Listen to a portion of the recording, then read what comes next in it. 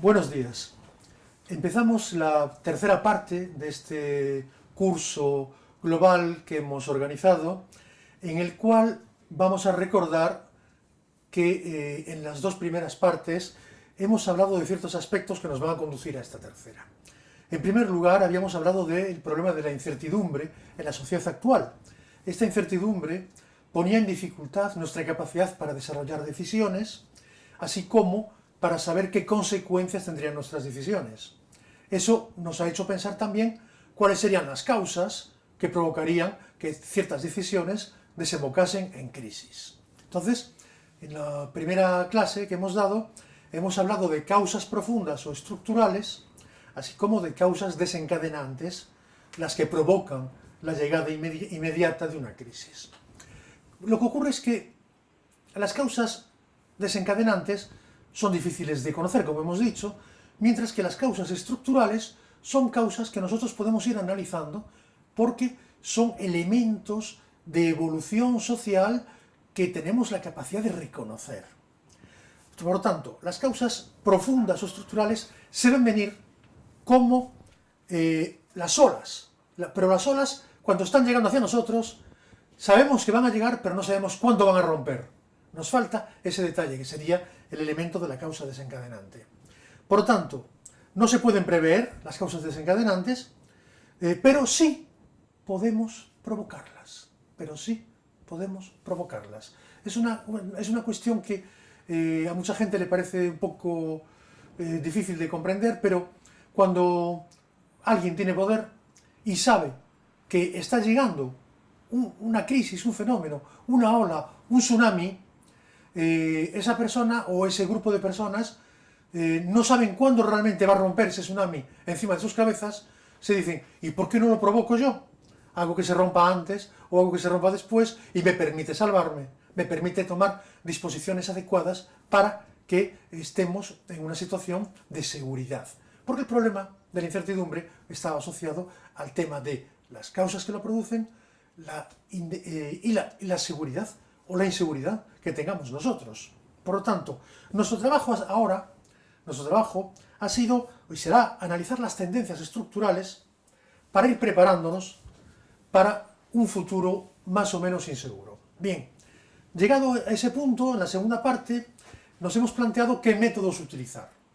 Evidentemente, si podemos seguir las evoluciones sociales, tenemos al mismo tiempo que poder desarrollar métodos para capear los problemas, para solventarlos, en todo caso para reconocerlos cuando nos llegan. Entonces habíamos dicho, en la segunda parte, que teníamos lo que se llama el análisis histórico y estructural de las crisis, porque a través de la historia podemos observar desde el futuro qué es lo que ha ido pasando y podemos reconocer cuáles son las causas que llegaron a producir una crisis. También tenemos otro elemento que tenemos que utilizar, que es la selección de parámetros adecuados y en una óptica transversal, es decir, saber qué tenemos que analizar y qué tenemos que mezclar esos elementos entre ellos para tener una idea más completa.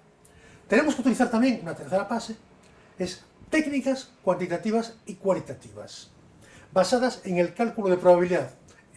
En la segunda parte de nuestra anterior clase hemos hablado del principio de determinación de Heisenberg, el cálculo de probabilidad para encontrar un electrón, así como el cálculo de probabilidad para saber qué probabilidad hay de que un fenómeno se produzca cuando tenemos los elementos adecuados para saber que está llegando ese fenómeno.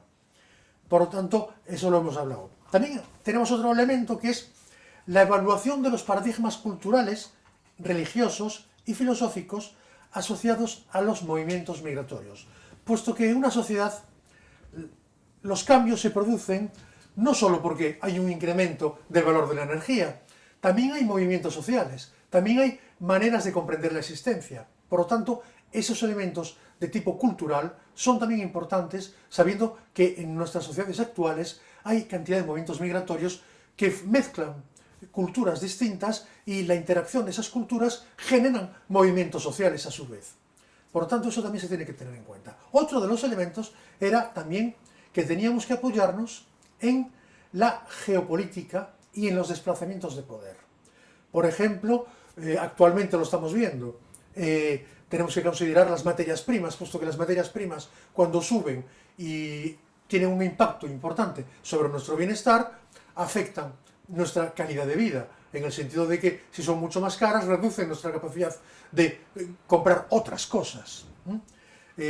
Afectan a la industria, por lo tanto, si afectan a la industria, afectan a nuestra capacidad de ser más independientes. Afectan también otros elementos que son de geopolítica, son nuestra capacidad para defendernos. Actualmente en Europa dependemos mucho de organismos externos, que son los que, de alguna manera, hemos firmado con ellos un acuerdo de autodefensa. Pero si nosotros nos quedamos fuera y si el organismo externo no tiene capacidad, porque geopolíticamente se ha quedado con pocas fuerzas o exhausto, nos quedamos indefensos. Y en un mundo multipolar actual, quedarse indefensos es un peligro para la seguridad de nuestras poblaciones. Otro de los elementos que también teníamos que tener en cuenta, y lo hemos dicho en la última clase, es las normas. Las normas van cambiando para adecuarse a los avances tecnológicos, pero es cierto que los avances tecnológicos van muy rápido y las normas a veces van lentas. Entonces, a veces no son suficientes para protegernos. Entonces, tenemos que tener una observación constante de los cambios de normas, porque ahí nos puede ir una gran parte de nuestro futuro individual.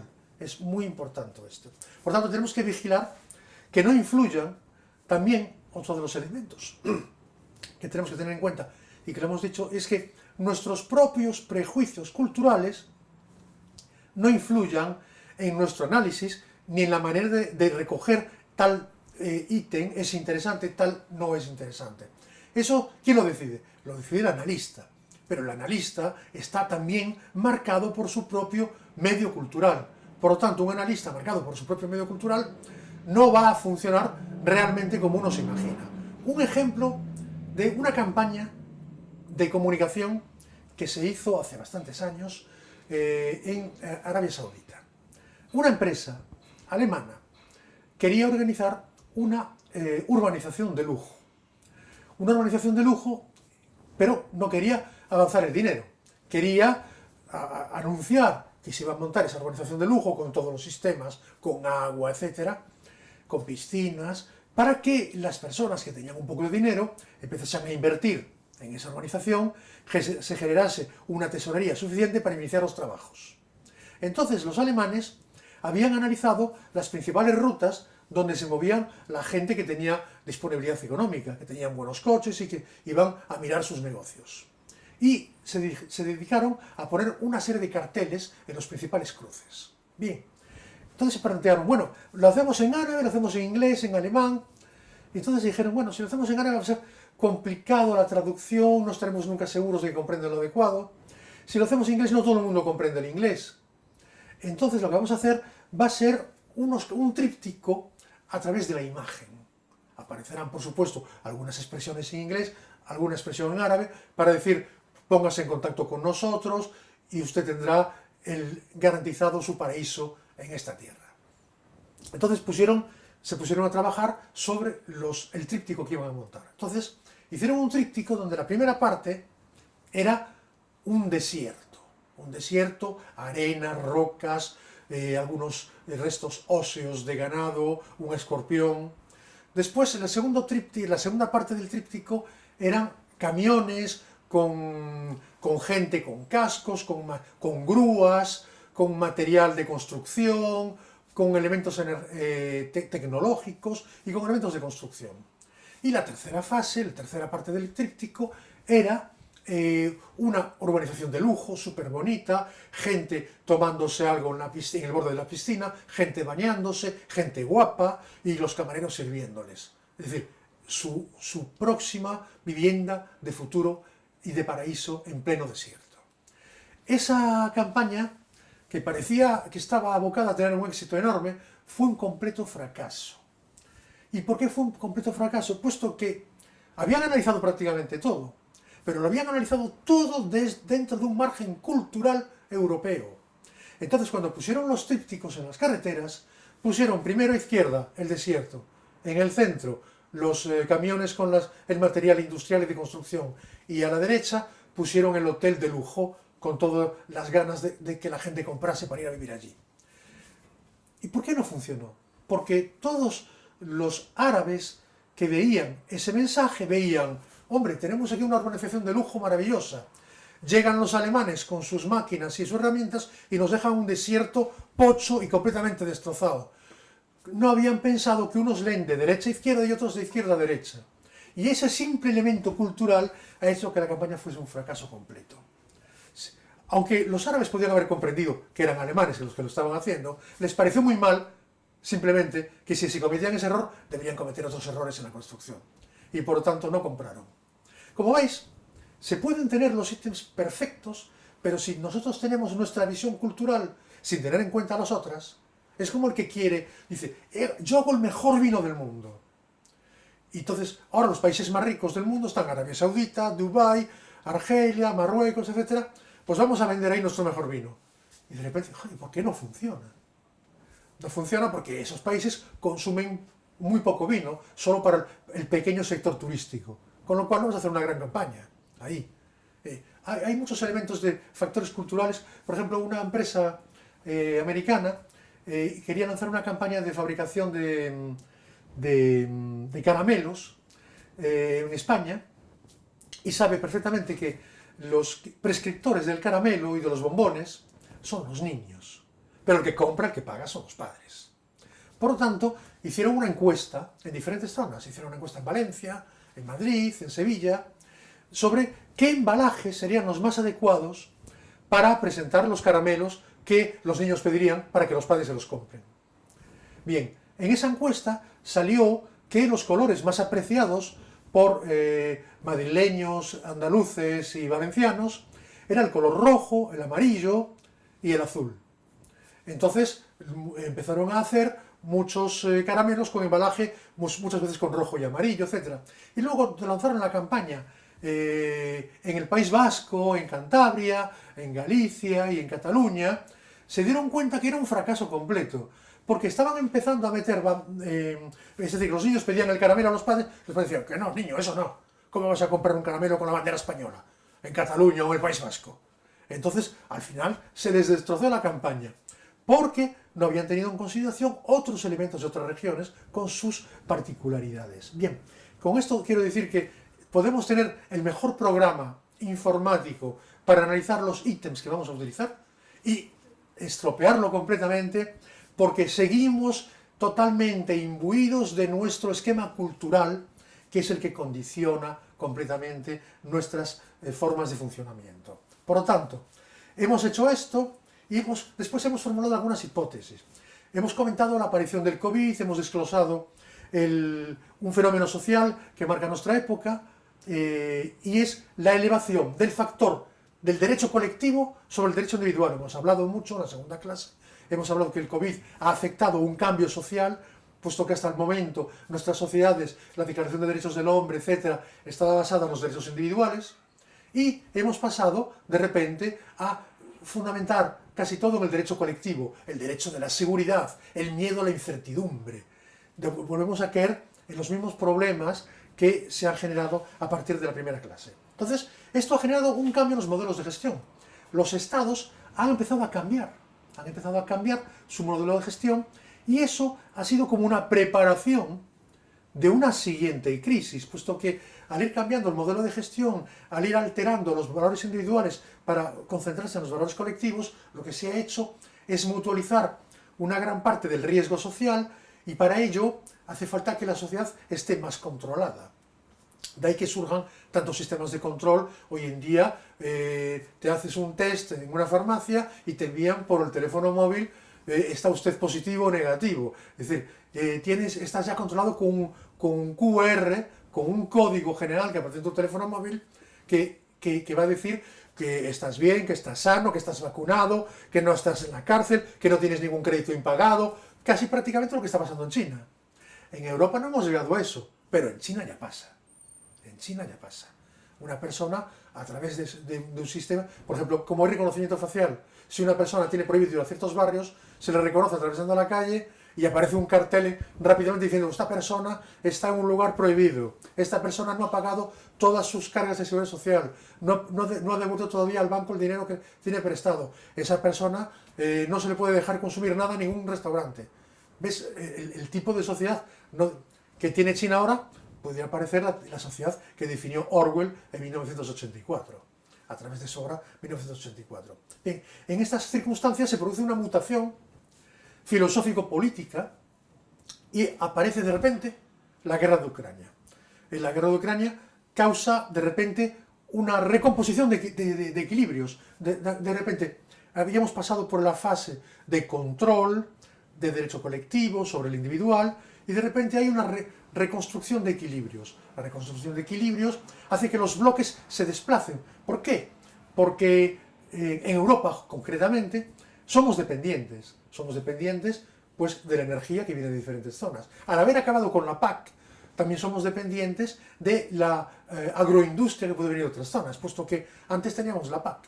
La PAC en Europa la tenemos todavía, pero funciona a un mínimo. Antiguamente, la PAC estaba creada para que fuésemos autosuficientes en productos alimenticios en Europa. Entonces, para ello, el objetivo de la PAC se funcionaba de dos maneras, la PAC, para que la gente lo sepa. La PAC tenía dos sistemas. Tenía el FEOGA garantía y el FEOGA orientación. El FEOGA es el Fondo Europeo de Garantía Agrícola, se llama así. Bien, el FEOGA orientación era el que se ocupaba de mejorar las estructuras agrícolas en ciertas regiones. El FEOGA garantía es el que se ocupaba de garantizar los precios de los productos agrícolas para que los agricultores no tengan que soportar una competencia enorme con los precios del mercado mundial. Claro, decía que eso era una barrera que ponía Europa, pero hay que tener en cuenta que en el mercado mundial la gente no vive con el mismo nivel que en Europa, por lo tanto, hay a veces abuso, no hay pagos de cargas sociales, entonces no estamos en igualdad de condiciones. Entonces la única manera de poder mantener un sistema social de garantía suficiente para los agricultores era garantizar sus precios. De tal manera que si, por ejemplo, el trigo que venía de Argentina o venía de Ucrania salía a 60% del precio que podíamos obtener en Europa, para que los agricultores europeos pudieran vender su trigo al precio correspondiente al de Ucrania o el de Argentina, pues la Unión Europea tenía que compensar la diferencia de precio.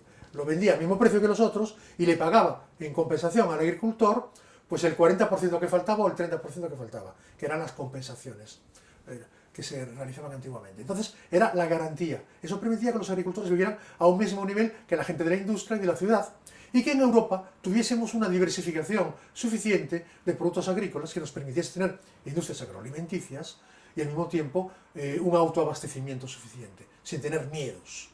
Sin tener miedos. Eso es una de las cuestiones que se tenía. Lo que pasa es que cuando entró Gran Bretaña negoció el famoso cheque de la vergüenza que se llamaba, porque decía, yo tengo los países de la Commonwealth.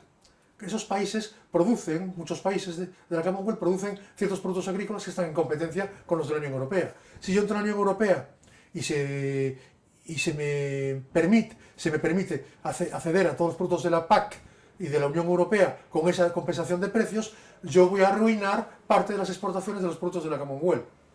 Por lo tanto, a Gran Bretaña se le concedió que todo lo que ella perdía de la Commonwealth se le daba un cheque compensatorio. Entonces, en la época de Thatcher, que se le dio el cheque compensatorio. De una manera, Gran Bretaña empezó a hundir la PAC en ese momento, cuando entró en 1978. Entonces, vemos que los desequilibrios de bloques empiezan ya a funcionar. Uno, el agroalimenticio. Dos, el energético. Son fundamentales. Tercero, el militar. Tenemos agroalimenticio, energético y militar. ¿Por qué? Porque nosotros estamos en una federación, pero es una federación que nos ha aportado mucho a nivel del derecho, nos han aportado mucho a nivel de beneficios sociales, a nivel financiero, a nivel de reconocimiento de las pensiones para los jubilados, a nivel de tener un intercambio de monedas más fácil, a nivel de no tener que estar pidiendo constantemente documentación cada vez que pasamos las fronteras. Tenemos mucho de esto, pero estamos esto está planteado en un mundo donde Europa vive bien, tranquila, en un mundo de seguridad. Ese mundo de seguridad está basado entre que dos países de Europa, por lo menos, tenían una fuerza militar disuasiva, que eran Gran Bretaña y Francia, que pertenecían también al Consejo de Seguridad de las Naciones Unidas. Es decir, tenían una fuerza disuasiva nuclear. Y al mismo tiempo Europa estaba asociada, la mayor parte de los países de Europa, a la OTAN, de tal manera que con ese acuerdo, cada vez que un país europeo podía ser afectado por un país extranjero, la OTAN tenía que unirse con todos para defender ese país. Ese es el acuerdo fundamental de la OTAN. Con lo cual, los equilibrios que teníamos eran buenos, pero de repente cambia un poco todo. Los derechos colectivos acaban con los derechos individuales. El Estado empieza a cambiar de funcionamiento y de repente surge una guerra. Un país prácticamente de Europa, porque la Rusia es casi un país europeo, invade otro país europeo, que es Ucrania. Aunque en la antigüedad hubieran estado juntos, pero se habían separado. Entonces, esto afecta mucho, por ejemplo, porque Ucrania es un proveedor de minerales de tierras raras que se utilizan en la industria, de hierro, de trigo, de cereales, de aceite de girasol, y también Rusia y Ucrania también tienen además gas y petróleo. Con lo cual, Europa de repente se da cuenta de que, ok, tiene unas finanzas aparentemente buenas, pero de repente, con el problema energético, sus precios empiezan a subir. De repente se encuentra que al subir los precios, la población europea pierde capacidad de vida, pierde capacidad de compra. Entonces, al perder capacidad de compra, la Unión Europea, los ciudadanos de la Unión Europea se dan cuenta de que hay algo que no está bien. Por ejemplo, que les falta la autodefensa, que no han podido negociar un acuerdo entre los beligerantes. Y al mismo tiempo se dan cuenta de que llevan años buscando una autonomía a través de energías verdes, pero que no es suficiente, que todavía les hace falta el gas y el petróleo, incluso el carbón, puesto que en Alemania han abierto de nuevo las centrales de carbón. Y China ya había tomado posiciones previas, porque estas cosas no pasan de repente. Es una cosa que a mí me extraña, porque la gente tenía que darse cuenta de que esto empezó ya hace mucho tiempo. Esto ya empezó hace mucho tiempo. Pensemos una cosa, y lo hemos dicho en la última clase. En 1945, Bretton Woods, dólar petróleo.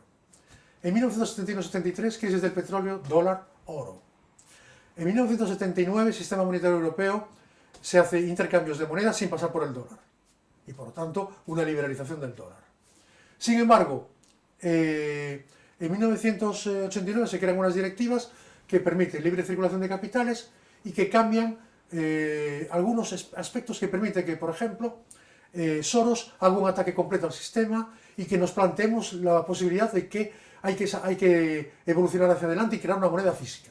Se crea el euro en el año 2000-2001. Inmediatamente se crea el euro, los países que están dentro del euro no pueden, cuando tienen crisis, no pueden ni devaluar su moneda, sus políticas fiscales están mucho más rígidas, y por tanto, ¿qué ocurre? Cuando no puedes devaluar tu moneda, la única cosa que puedes hacer cuando estás en crisis es reducir el empleo.